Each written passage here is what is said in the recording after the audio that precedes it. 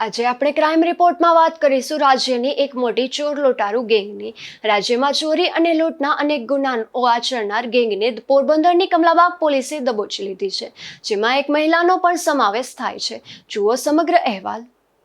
પોરબંદરના મારુતિનગર વિસ્તારમાં ચાણક્ય સ્કૂલ પાસે રહેતા રાણીબેન ભૂપતભાઈ ખૂટી નામના વૃદ્ધ મહિલાએ કમલાબાગ પોલીસ મથકમાં ફરિયાદ નોંધાવી જણાવ્યું હતું કે મંગળવારે સવારે 11 વાગ્યે તેઓ શાકભાજી અને ફ્રૂટ લઈ ગામમાંથી ઘરે જવા પગપાળા સુદામા ચોકથી રાણીબાગ 4 રસ્તા થઈ હોટેલ લીલાસવાડા રોડ પર આવ્યા હતા। ત્યારે તેઓએ ગળામાં 2.5 તોલાનો સાંકડીવાળો સોનાનો ચેઇન તથા બંને કાનમાં સોનાના બુટિયા 3.5 થી 4 ગ્રામ વજનના પહેર્યા હતા।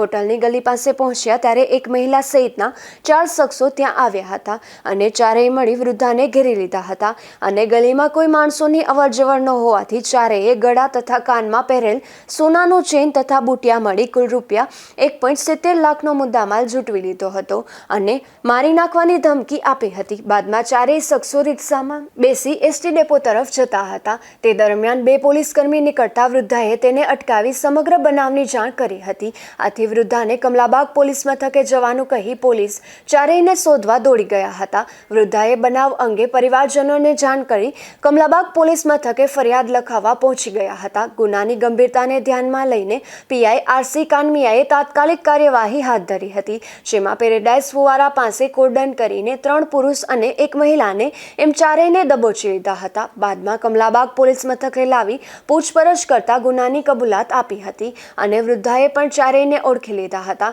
વધુ મજા ચારેયની પૂછપરછ કરતા મહિલા મીનાબેન ભીમાભાઈ સુખલા સલાટ હોવાનું અને મહેસાણાના વિજાપુર ગામે માડી આશ્રમની બાજુમાં રહેતી હોવાનું જણાવ્યું હતું, જ્યારે સાથે રહેલ શખ્સોમાં જસવંત જીતનભાઈ સલાટ હોવાનું અને થેલા વહેંચવાનો વ્યવસાય કરી વિજાપુર ખાતે રહેતો હોવાનું જણાવ્યું હતું, જ્યારે અન્ય 2 શખ્સોમાં રતન પ્રેમાભાઈ રાઠોડ હોવાનું અને અમદાવાદના ભદ્રેશ્વર હાઉસિંગ સોસાયટીની બાજુમાં રહેતો હોવાનું અને ચોથા શખ્સે પોતે કૈલાસ ઉર્ફે કેલિયો પ્રેમા રાઠોડ હોવાનું અને પોતે નોબેલનગર રામાપીર મંદિર પાસે શેરી નંબર 3 સરદારનગર વિસ્તાર અમદાવાદમાં રહેતો હોવાનું જણાવ્યું હતું।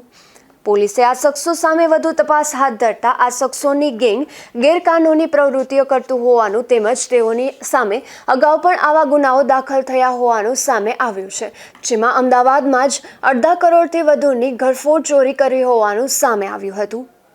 મને બસ આ રિક્ષામાં હું કર્યું મને કઈ ભાને જ નથી। રિક્ષામાં ખોઈ દીધી, રિક્ષામાં ગઈ સુદામા સપ્પાઈ પડીને પાછા રૂમાલનું અંદરથી નીકળ્યા। પાછા મને ત્યાં જોઉં તો બુટિયાના દોરોની મને ખાઈ પાછા લઈ ગયા મારી દીધા ધમકી દઈ। આ ગેંગના સભ્યો સાથે મળીને ધાર્મિક સ્થળો તથા પ્રવાસન સ્થળો ખાતે પોતાની ઇકો ગાડી લઈને આવી વિવિધ રસ્તાઓ પર કઈ બાજુ આવેલ છે તે બાબતે પૂછપરછ કરી લોકોને વાતોમાં લઈ નજર ચૂકાવી કિંમતી સોનાના દાગીના અથવા રૂપિયા સેરવી પડાવી લઈ ચીલ ઝપટ કરવાની મોડસ ઓપરેન્ડી ધરાવતા હોવાનું પણ સામે આવ્યું છે। ત્યારે પોલીસે ચારેયની વધુ પૂછપરછ હાથ ધરી છે।